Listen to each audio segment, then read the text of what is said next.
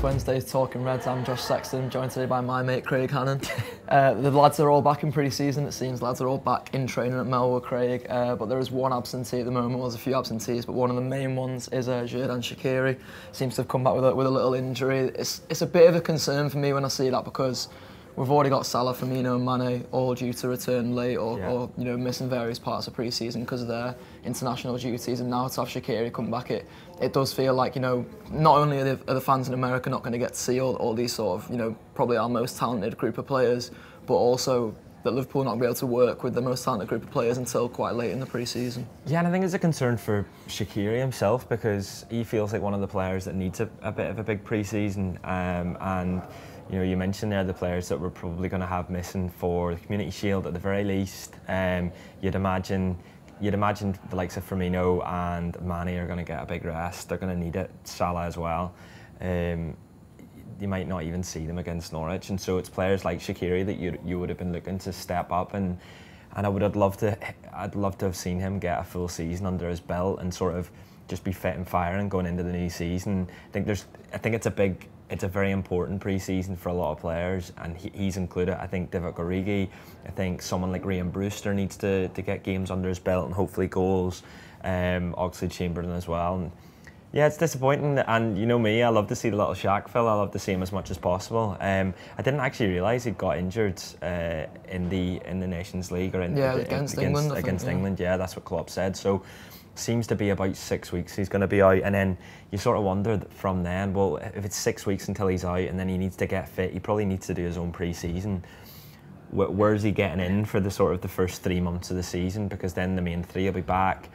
You'd imagine Brewster will have had a full pre-season under his belt. Hopefully, he scored a few goals, looked good, and shown the promise that we all hope he will.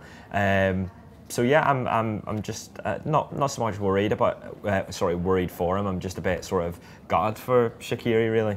You mentioned Ryan Brewster there, and there's obviously a few of the other younger lads kicking around, the likes of Harry Wilson, Ryan Kent, and even some of the lads who are making the step up from the under-18s. I suppose if you want to look on the bright side of it, it's a chance for a few of them to get some game time, as you mentioned with Brewster, get some goals under their belts as well, and then hopefully that serves them well going into into the season. You could almost argue as well that they need this a bit more than the senior lads do. Yeah, I think Brewster mentioned him there. I think it's a massive one for him, really. It's the perfect opportunity, isn't it, really? Because he's been out for so long, and then obviously he came back at the end of the season, and there was sort of talk through last season that we'd see him at some stage, and we obviously didn't, and they've obviously sort of taken their care with him. Now he's got a perfect opportunity, because he's going to be coming up against a League One side to begin with, obviously Bradford as well after Tranmere, and then going to America and playing for Liverpool would be great as a young player. He's got a Champions League medal and he's never played, really, and so it's all sort of set up for him. I think someone like Ryan Kent is probably only in the shop window. I think Ryan Kent's had so many pre-seasons now where he's come back from loan. Yeah. I remember the pre-season a couple of seasons ago where we played Bayern Munich and we beat them. Ryan Kent comes on at the end and he does a step over and goes past someone. I think he sets up a chance or sets up a goal, and everyone's like, "Oh, Ryan Kent looks amazing," and then he's shipped off on loan to some German side. It doesn't happen for him. Obviously, he had a brilliant season last year for Rangers. And they really, really wanted him back. I'm interested to see where he goes. I just don't think he's at Liverpool. Harry Wilson's the other one. There seems to be a bit of a clamour for him, and we've heard a little bit of talk around like he's going to be given a chance in this pre-season. I just wonder if it's one pre-season sort of. I think he maybe needs one more season. I think he needs one season in the Premier League to really show what he's about.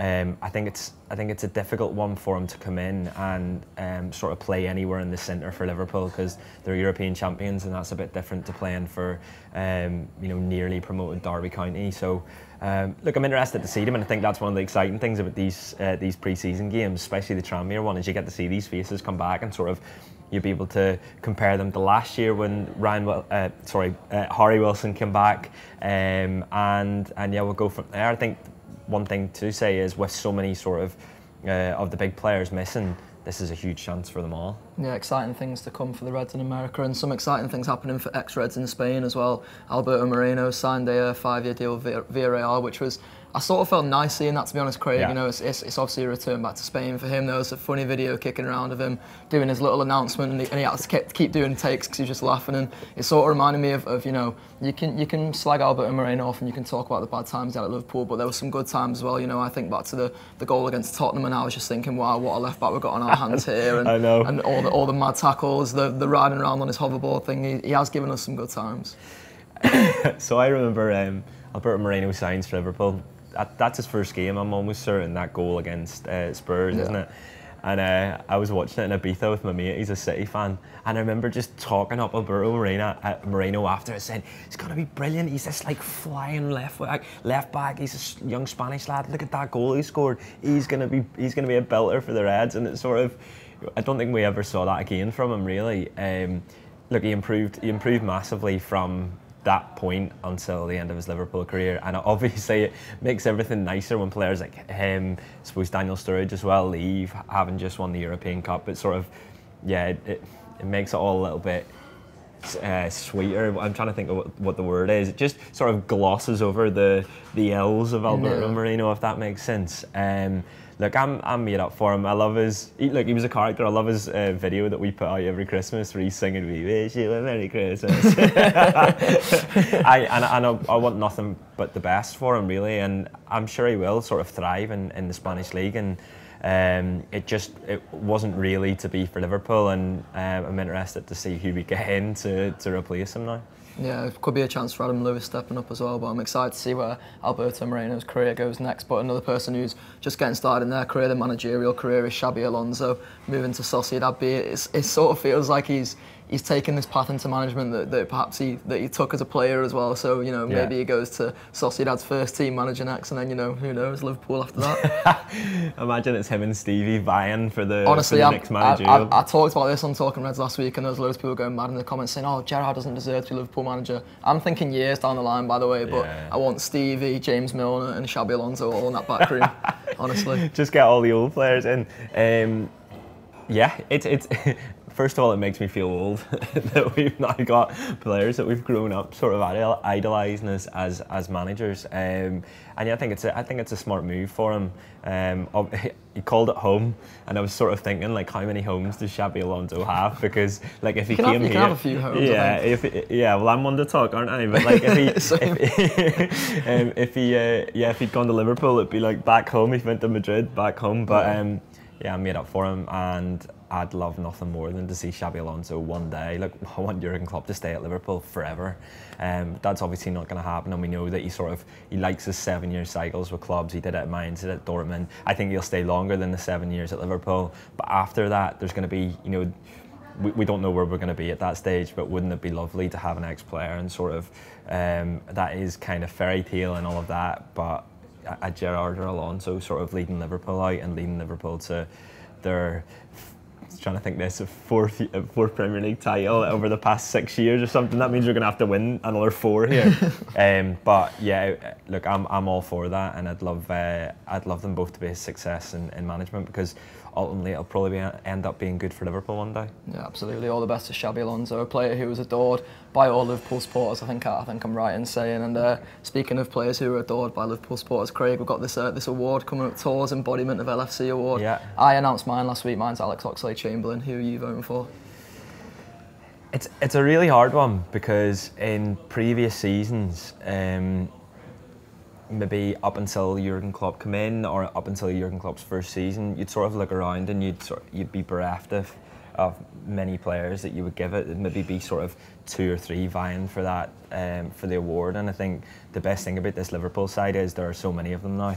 I've not seen what anyone else has said, so I'm sorry if I'm repeating what other people have said when they've said this, but I think that's the best thing. It's that constantly there's different men in the matches, there's different players doing things within the community off their own back, not just things that the club do, but you just hear little stories, you know, Van Dijk paying for a kid's party, and Robertson going to the food banks, and you know the things that Trent does within the city. And so there's just loads of names, and I think the embodiment of Liverpool FC should take into consideration the performances from last season, or performances in Liverpool's shirt, should take into consideration what it means to have them within the dressing room, but it should also be a player that sort of shares our values, and just a player that you see a little bit of yourself in, and that represents us. And so I think the one, I can't sort of go any further than saying Trent Alexander-Arnold's my one, because I think it's a little bit more special seeing a player who you know is growing up supporting Liverpool,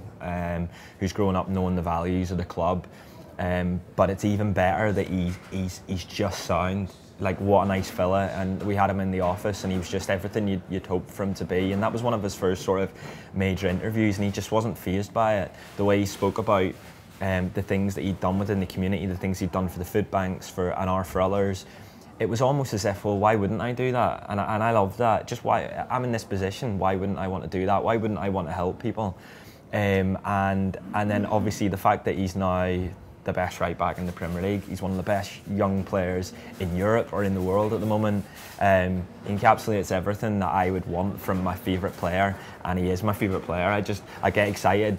You know, I remember being at Watford when he scores the free kick and just going off my head, and I think that was the goal that made it 2-0 at that stage, and it was an important goal. But I was going off my head because this is a lad that's growing up supporting Liverpool from West Derby. So absolutely love him, and yeah, for me he sort of embodies everything that us as fans would want to give a player an award for. Yeah, and just to echo what Craig says there, it's not a Player of the Season award as such, it's just a player who we think shows the qualities that we align with the club on and off the pitch. So if you do want to make your own vote, you can go to theanfieldwrap.com/awards to vote for your choice. There's a few options on there, as Craig said.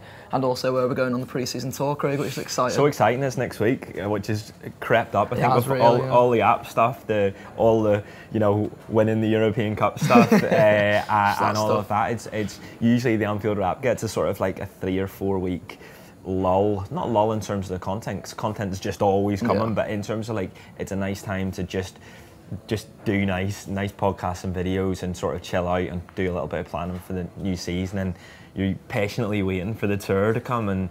And this year it's just like, God, it's next Wednesday. I'm excited. I know it's your first time going, so that's even more exciting, I suppose. Last year was mine, and like the thing for us really is that we get more access because it's out in America, and we're able to sort of grab the players afterwards and sort of just hear their thoughts. And I thought the thing that came from the tour last year was what was really interesting, was all the players were just like, I've never been part of a group that are so determined to win something. I've never been part of such a talented group. That's what every single one of them were saying, and look what they went and did. So I'm excited to see what they're saying at the end of the games in this one. Excited for the live shows, obviously, as well. Have you done a live show before? No, never. No? So, yeah. Big stage. Well, the New York one's going to sell out. If you're wanting to go to that, it will sell out, whether it's just before it. I think it's about 8 days away or something, but the New York one will definitely sell out just because of the capacity. It's about 250 capacity.